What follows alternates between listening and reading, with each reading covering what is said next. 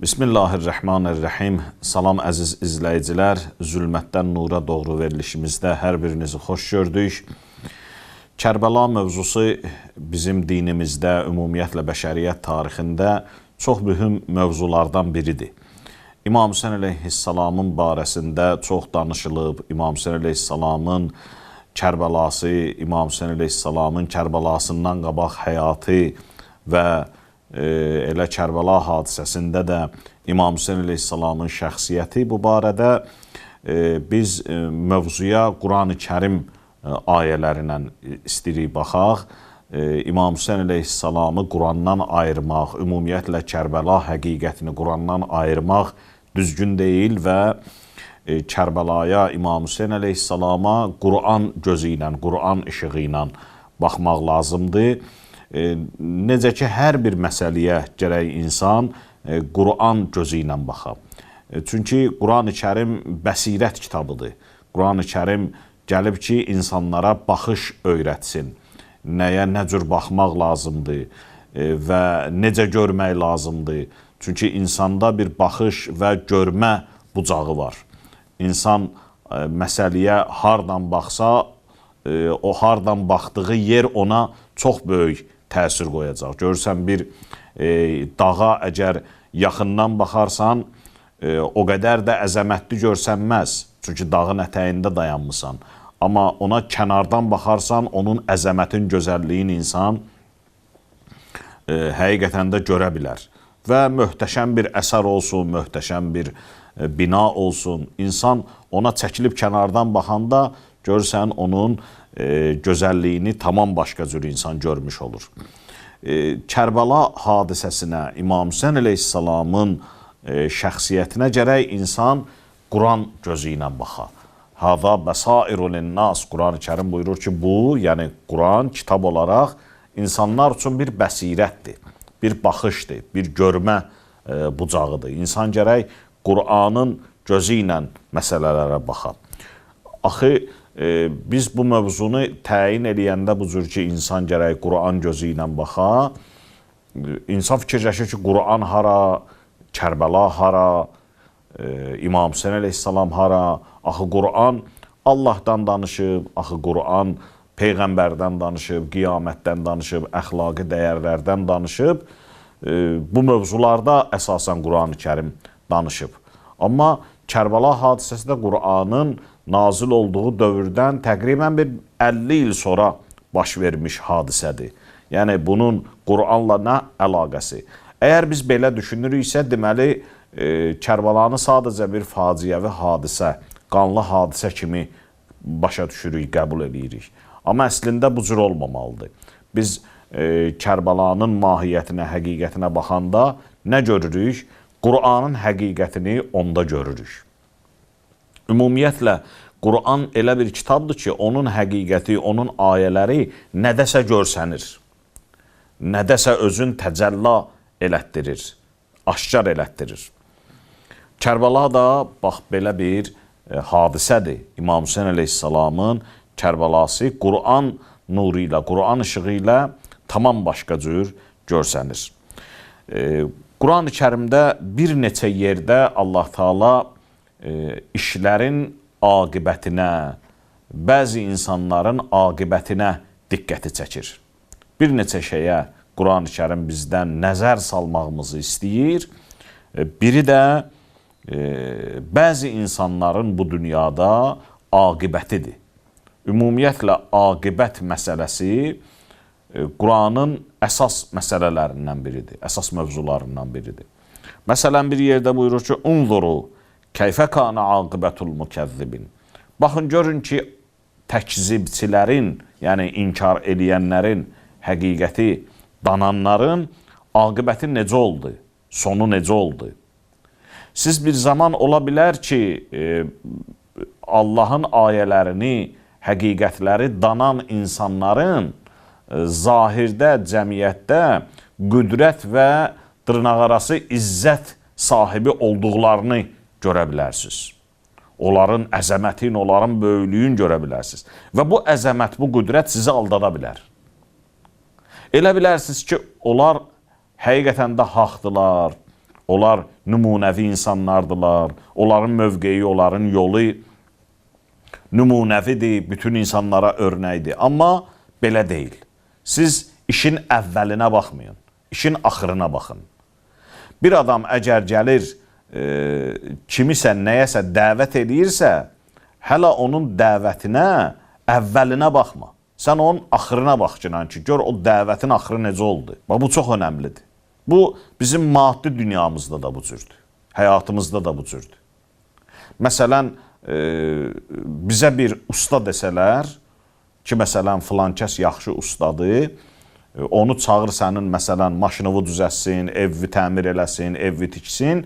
Biz o dəqiqə maraqlanarıq ki, bunun əl işləri var hardasa, bu adam hardasa işləyib, haranısa tikib, haranısa təmir edib, hansısa bu adamın işinin məhsulu, nəticəsi var və yaxud da bir həkimdir, bizə deyirlər ki, filan həkim çox yaxşı həkimdir. Biz onun yaxşı həkim olduğunu hardan bilə bilərik?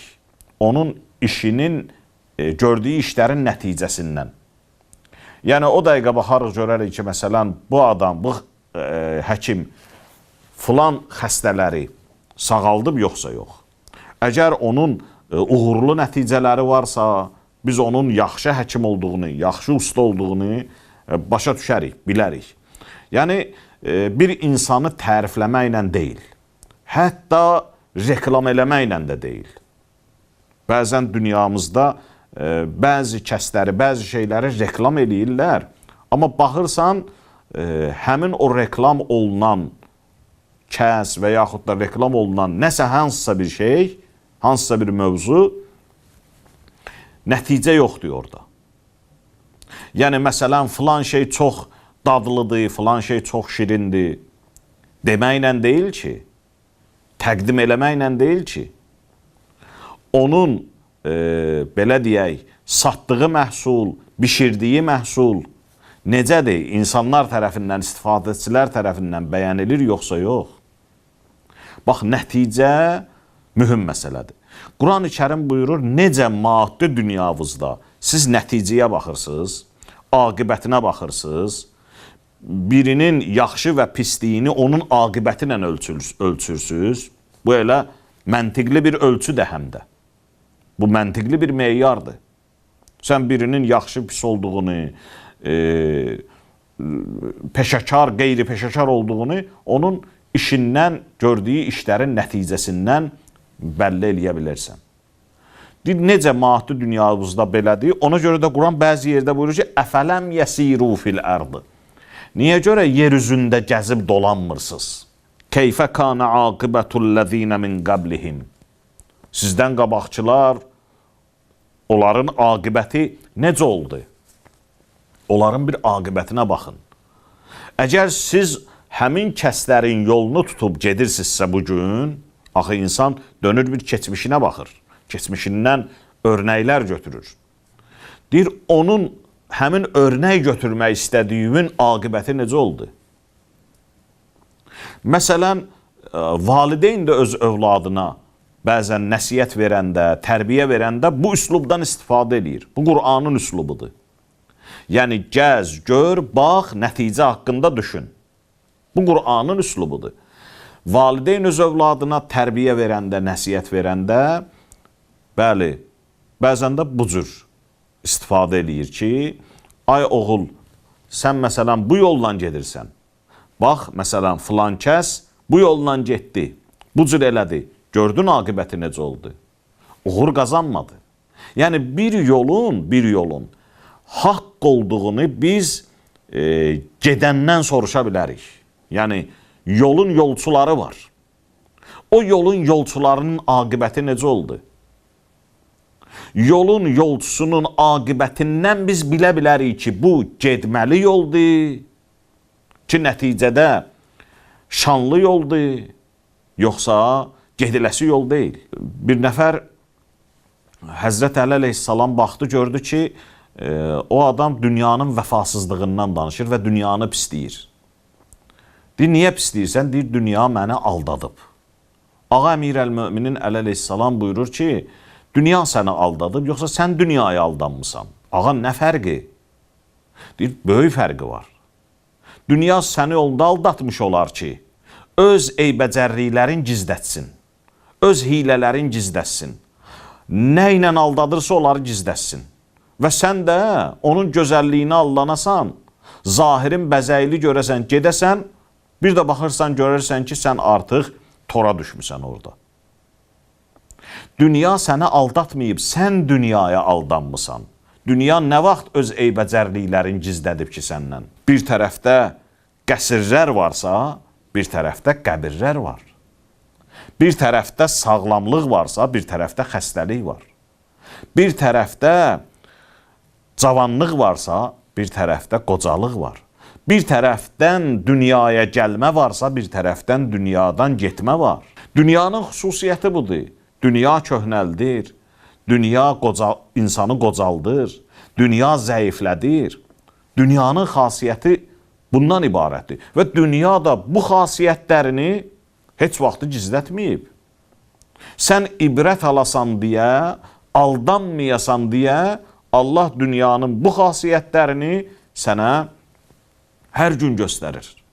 Ona görə də sən bununla belə gedib aldanırsansa, deməli taxsir sənin özündədir, dünyada deyil. Sən taxsiri atma dünyanın boynuna.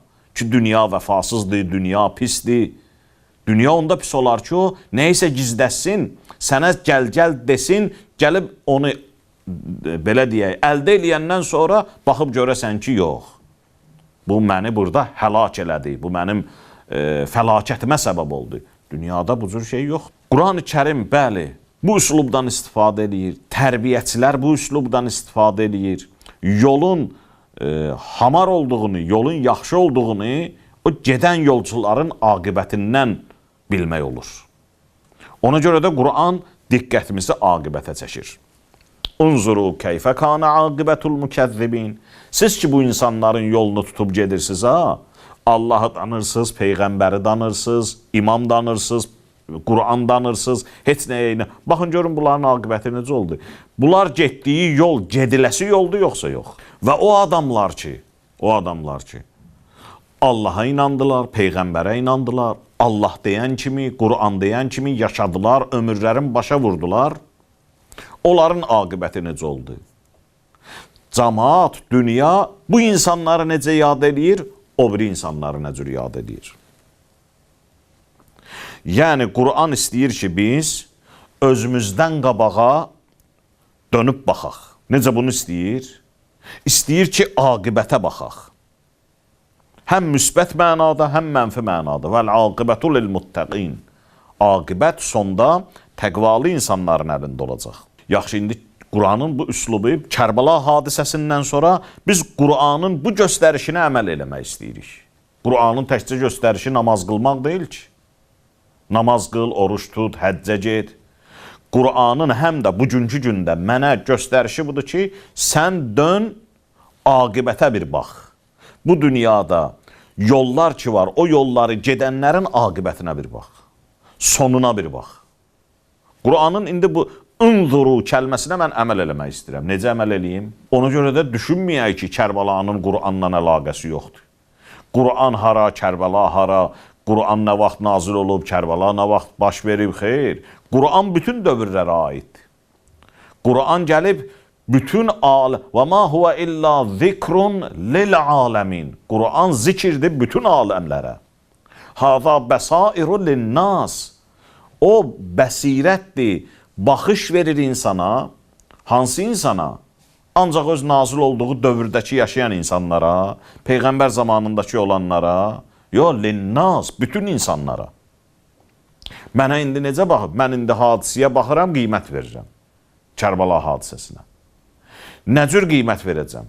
Qiymət verəcəm ya haqdır, ya batildir. Onun haq və batilliyi nardan bilim? Bax, ola bilər ki, sən hadisənin baş vermə zamanında yaşayasan, haqqı və batili müəyyən eləmək sənin üçün çətin ola. Adətən belədir. Bu incə nöqtəyə diqqətimizi çəkim və sözlərimi yekunlaşdırıram. Adətən belədir. İstənilən bir hadisə baş verən zamanda mühakimə etmək, onu hansının haq, hansının batıl olduğunu bilmək, hansının səhv, hansının düz olduğunu bilmək biraz çətin məsələdir. Amma zaman keçdikcə, sular durulduqca hər şey çıxır üzə. Hər şey çıxır üzə. Əyri kimdir, düz kimdir, haq kimdir, batıl kimdir? Artıq zaman keçəndən sonra həmin hadisədə mühakimə edib o hadisəyə qiymət vermək asanlaşır. Quran-ı Kərim də özü də bizə asan yoldan aparır. Deyir, gəzün yer üzündə, baxın, aqibətə baxın. O kəslər ki, dandılar və yaxud da o kəslər ki, təqvalı oldular. Hansı biri bu dünyada qazandı, uğur qazandı? Kimi rəhmət qazandı, kimi lənət qazandı? Ümumiyyətlə, lənət və rəhmət insanın ömrünün nəticəsidir. Bir ömür yaşayır insan, axırda ya rəhmət qazanır, ya lənət qazanır. Ya Allahın mərhəmət sifəti ilə görüşür, ya qəzəb sifəti ilə görüşür. Hərçənd ki, qəzəb, yəni Allahın rəhmətinin bu insana nazil olmaması. Rəhmət nazil olanda insan faydalanır. Amma rəhmət kəsildi, artıq qəzəb diyor. Yaxşı, Quran buyurur ki, baxın, indi biz baxırıq Kərbəlaya. Neçə illər sonra dönüb baxaq Kərbəlaya. Görək Kərbəlada bu Quran ayəsini necə görürük biz? Deyir, baxın, görün ki, o insanlar ki, İmam Hüseyn əleyhissalamın üstünə gəldilər. İmam Hüseyn əleyhissalamla vuruşdular. Və bir tərəfdə İmam Hüseyn ağa, bir tərəfdə Yezid ibn Muaviyə, Ömər Səd və onun tərəfdarları, bir tərəfdə də deyimiz kimi İmam Hüseyn əleyhissalam və onun silahdaşları. Bunların aqibəti necə oldu? İndi baxırıq biz Kərbəlaya. Baxaq bir Yezidə, baxaq Muaviyəyə, baxaq Ömər Sədə. Bu kifayət eləmir ki, insan məsələnin haqq olduğunu, həqiqəti görsün. Quran bizə həqiqəti necə göstərir? Quran bizə həqiqəti sona baxmaqla, aqibətə baxmaqla göstərir. Deyir, aqibətə bax, həqiqəti görəcəksən. Bəli, Quranın bu ayəsindən biz Kərbəlada Kərbəlanın həqiqətin, mahiyyətini görürük ki, Kərbəlada haq yolunun yolçularının aqibəti necə oldu? Hüseynçilərin. Və əks tərəfdə olan insanların aqibəti necə oldu? Ona görə də Quran-ı Kərimin bu qəbil ayələrində, ki, mən daha başqa ayələr oxumadım, bu qəbil ayələrində çox hadisəni, belə deyək, çox məsələləri araşdırıb barəsində hökm vermək olar, o cümlədən Kərbəlanın barəsində. Allah bizi İmam Hüseyn əleyhissalamla dünya və axirət ayrı salmasın. Vəssalamu aleykum və rəhmətullah və bərəkatuhu.